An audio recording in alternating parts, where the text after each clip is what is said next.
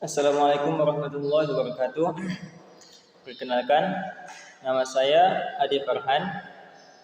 Saya berasal dari jurusan Tarbiyah, Prodi Pendidikan Agama Islam, atau yang biasa disingkat PAI.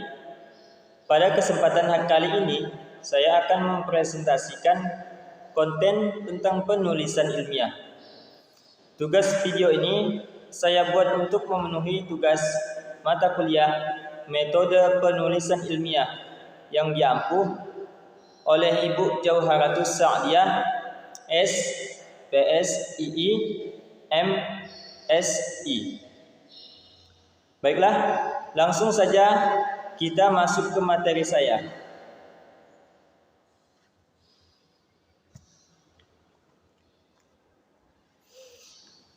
Baik, di sini terlebih dahulu saya akan menjelaskan tentang pengertian penulisan.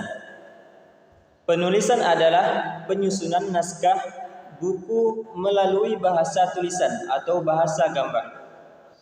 Penulisan juga dapat diartikan sebagai cara atau proses penulisan menyampaikan gagasan atau pesan oleh penulis kepada pembaca dalam bentuk karya tulis. Nah, penulisan ini bisa berbentuk dilakukan dengan cara seperti menyampaikan gagasan atau pesan. Bentuknya bisa seperti surat laporan, karya sastra, karya ilmiah, dan lain-lain. Selanjutnya, pengertian penulisan ilmiah. Penulisan ini merupakan kegiatan menulis yang isi tulisannya didasari oleh penalaran menggunakan logika dan dapat diverifikasikan kebenaran isinya. Maksudnya yaitu sebuah penulisan karya ilmiah harus didasari dengan logika atau masuk akal, serta isinya yang menjadi penguat sehingga dengan itu kebenarannya dapat dibuktikan. Tujuan penulisan ilmiah ini untuk menyampaikan ide atau gagasan melalui prosedur ilmiah. Penulisan ilmiah ini tentunya menghasilkan sebuah karya tulis ilmiah. Contoh dari karya tulis ilmiah yaitu seperti skripsi, tesis maupun disertasi. Adapun Munawwar Samsudin, penulisan ilmiah merupakan naskah yang membahas suatu masalah terhadap masalah tertentu atas dasar konsepsi ilmiah tertentu dengan menulis metode tertentu dari presentasi secara keseluruhan pada teratur dan konsisten. Sistematika penulisan karya ilmiah bersantun dan isinya dapat dipertanggungjawabkan keilmiahannya. Nah, sistematika penulisan karya ilmiah ini ada 5, yaitu terdiri dari bab 1 pendahuluan. Pada bagian ini, penulis memaparkan hal-hal yang berfungsi sebagai pendahuluan penulis, juga menjelaskan maksud dan tujuan. Bagian ini meliputi pertama, latar belakang, kedua, rumusan masalah, ketiga, tujuan, keempat, manfaat. 2, bab kerangka teori. Bagian ini menjelaskan tentang teori-teori yang menjadi landasan penulis melakukan penelitian. Bab 2, pada penulisan karya ilmiah ini memuat 1, kerangka berpikir, 2, kerangka teoritis, 3, kajian pustaka, 4, hipotesis penelitian. Bab 3, metode penelitian. Bagian ini penulis menjelaskan metode yang digunakan dalam penelitian. Dalam bab metodologi penelitian ini memuat 1, metode penelitian, 2, tempat dan waktu penelitian, 3, jenis penelitian, 4, jenis penelitian, 5, teknik analisis dan pengumpulan data. Bab 4, pembahasan. Bagian ini menjadi bagian inti dari sebuah karya tulis ilmiah, karena pada bagian ini penulis memaparkan hasil dan proses penelitiannya dengan benar. Bab 5, penutup. Pada bagian ini merupakan penutup dari karya ilmiah yang dibuat oleh penulis. Pada bagian ini berisikan kesimpulan dan saran. Selanjutnya, manfaat penulisan ilmiah. 1, melatih dan mengembangkan kemampuan pembaca yang efektif. 2, melatih diri dalam mengembangkan review bacaan yang diambil dari berbagai sumber ataupun referensi. 3, membiasakan diri dengan kegiatan perpustakaan. 4, meningkatkan tufaksi antara dara dan fakta secara lugas dan sistematis. 5, mendapatkan kepuasan intelektual. Keenam, memperluas dunia ilmu pengetahuan. Ketujuh, kerja bersifat abadi. 8, sebagai rujukan untuk bahan materi penelitian selanjutnya. D, pengantar etika penelitian. Etika penelitian adalah acuan moral bagi peneliti dalam melaksanakan penelitian untuk mengembangkan ilmu pengetahuan dan teknologi bagi kemanusiaan ini.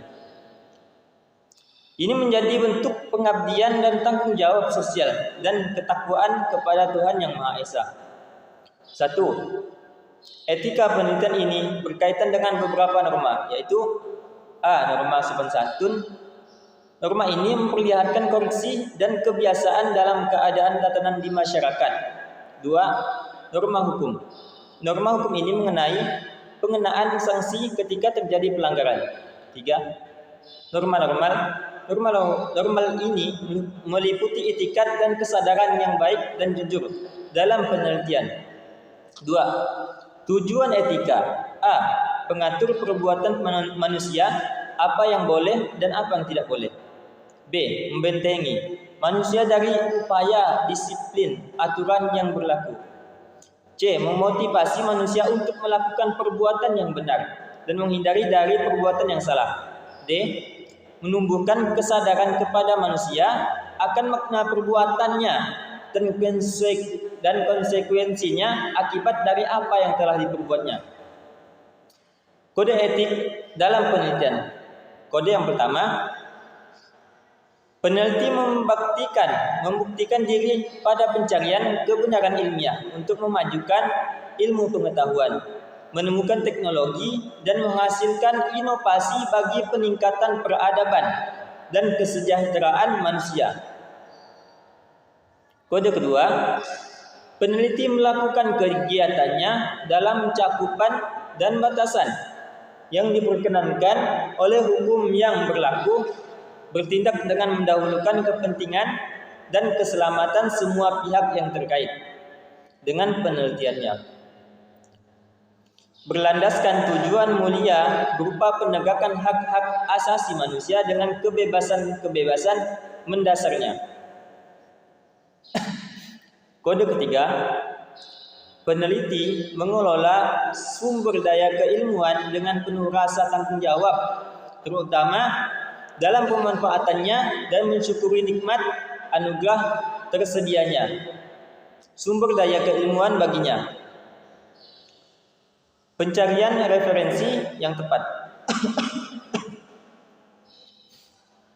1. Gunakan platform pencarian referensi. Yang kedua, cari di berbagai database referensi. 3. Cari di jurnal terkemuka. 4. Gunakan situs web terkemuka. 5. Gunakan aplikasi referensi. Contohnya, pelanggaran etika penelitian, yaitu pengubahan atau memanipulasi data atau informasi.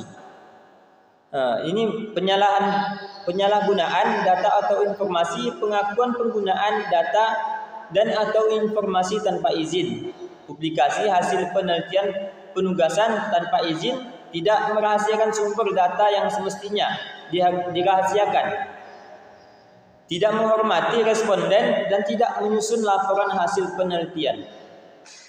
Sekian dari tugas makalah dari saya. Terima kasih sudah menonton video dari saya.